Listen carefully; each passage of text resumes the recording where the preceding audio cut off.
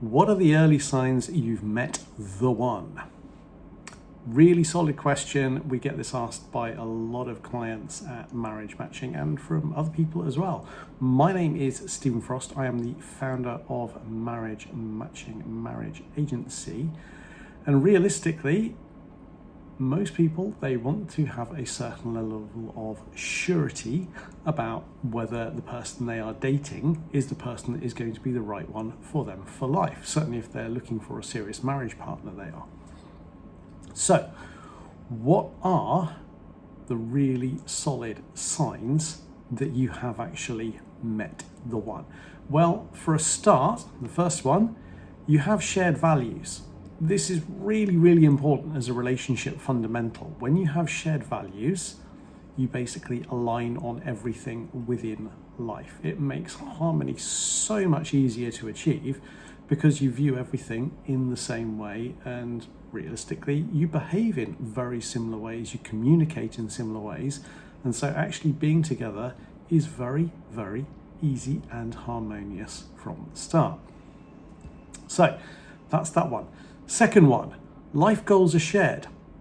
It doesn't sound like that big a thing for a lot of people. The challenge comes when you have got people who've got different life goals and they end up dragging each other apart. So when you have got unity on what your life goals are, when you want the same things from life, and this again, it links in with that first point about shared values. When you have got similar goals in life or the same goals in life, you want the same things, it means that you can work on those together. They bring you together rather than dragging you apart. So having shared life goals is actually a really, really positive thing. On top of that, and this is an important one, as are pretty much all of these, you have mutual respect. When there is a lack of respect on either side, you are going to end up with situations where you fight. There's going to be a lot of friction with the relationship, and basically you're going to be forcing yourselves to take you together. When you have got mutual respect, when you respect each other for who you are as people, for the things that you've done in life, the things that you've achieved in life, it makes things much, much easier to actually be together and stay together. So that's that one. On top of this, what else? Number 4, even the boring stuff can be fun. It's what most people would define as the boring stuff, looking out from a different thing. Everyone has different things which they're interested in, things that they want to do, things that they classify as interesting and boring. What is right for you as a couple is what is right for you. If other people view it as being boring, that's their choice. If you enjoy it and you enjoy doing it together, that's great. When it comes to things like this, even the boring stuff can be fun. There is also another dimension to it. Things like going grocery shopping do become a part of life for people, especially when they're living together.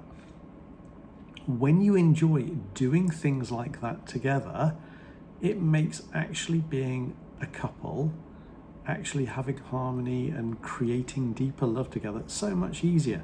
So when you enjoy doing stuff like that, the stuff that's mundane, cleaning the house, when you can have fun doing that together, or you can just find rewards in doing it together and it can bring you closer together, that's a good thing. So you've got that stuff. On top of this, and this is another very important one, open communication flows easily. Communication is a challenge for a lot of people. A lot of people end up with miscommunication. They miss things within nuances, all of those kind of things. Plus, a lot of people also withhold things because they have a tendency to be concerned about their partner's reaction to them.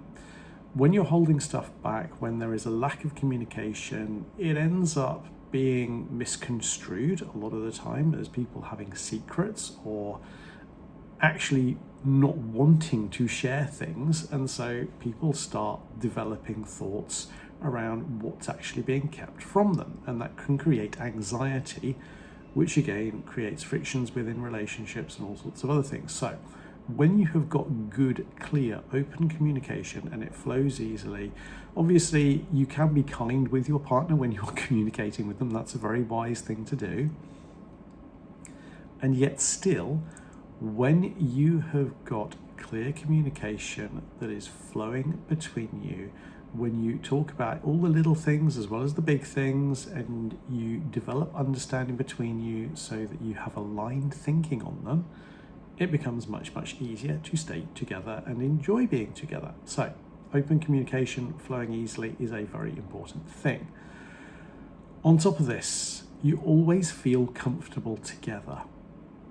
If there are times when you feel uncomfortable being with the person that you are supposed to be in love with, then probably they are unlikely to be the right one for you.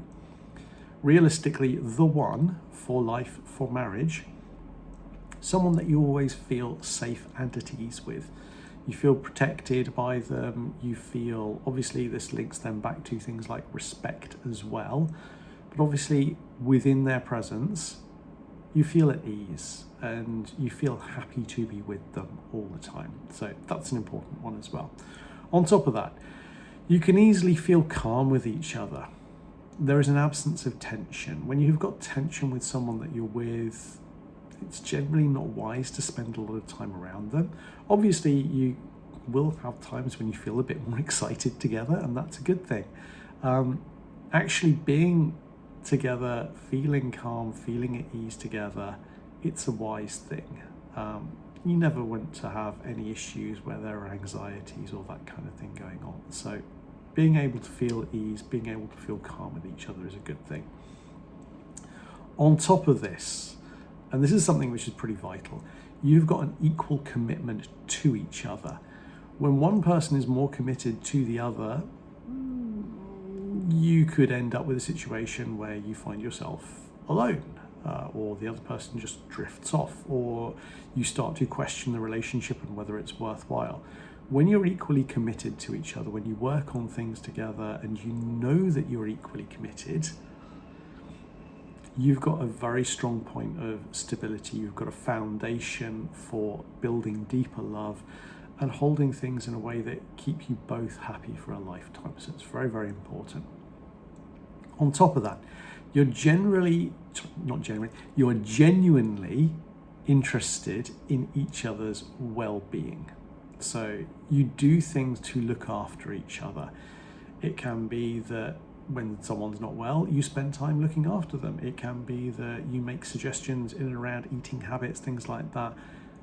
What you're looking for, though, is that you are looking after each other on a mental level, a psychological level, looking at each other's emotional health, physical health, spiritual health as well. Across all of these things, again, this comes back to things like having shared values, having mutual respect. When you're looking after each other across all the levels, it helps to foster deeper love. And it also links into things like love languages as well, looking after each other, making sure that each other feel good and are at a point of wellness. On top of that, you always feel safe around each other. Granted, couples will joke, people will play practical jokes on each other. However, there is never the concern of things like emotional or mental violence or even physical violence for that matter. When any of those kind of things, when any of that kind of abuse comes in, you're not with the right person for life. Absolutely not. When you are with the right person for life, you are safe with them. They are looking after you. And again, it comes back also to things like being genuinely interested in each other's well-being and having mutual respect, having the shared values. All of this stuff links together and it cascades to form a situation where people do create greater and deeper true love together. When you've got all of these things coming together, that is realistically what most people would classify as true love. You've got a semblance of harmony between you, which comes from all of these things. So that realistically is a set of 10 things for early signs to know that you have met the one. So what are they again? Well, for one, you have shared values. 2, life goals are shared. 3, you have mutual respect. 4, even the boring stuff can be fun. 5, open communication flows easily. Number 6, you always feel comfortable together. 7, you can easily feel calm with each other. 8, you are equally committed to being together. Number 9, you are genuinely interested in each other's well-being. And number 10, you always feel safe around each other. Those are the early signs that you have met the one. If you are getting all of those together, that is fantastic. Congratulations to you. Do wish you a life of happiness. If you've got anything missing from any of those, have a think about your relationship. Work out whether it feels truly right to you or whether there is something else out there. If you're unsure about things, have a reflection on your own self-esteem, your own self-worth, because that can impact on your ability to feel that you've actually attracted the right person. So there are a lot of mechanics within these. Those are the 10 signs that you need to be looking out for in terms of early signs that you have met the one. So once again, my name is Stephen Frost. I'm the founder of Marriage Matching here in Osaka, Japan. And this has been a video about what are the early signs that you have met the one. I trust you have found this useful. Thank you.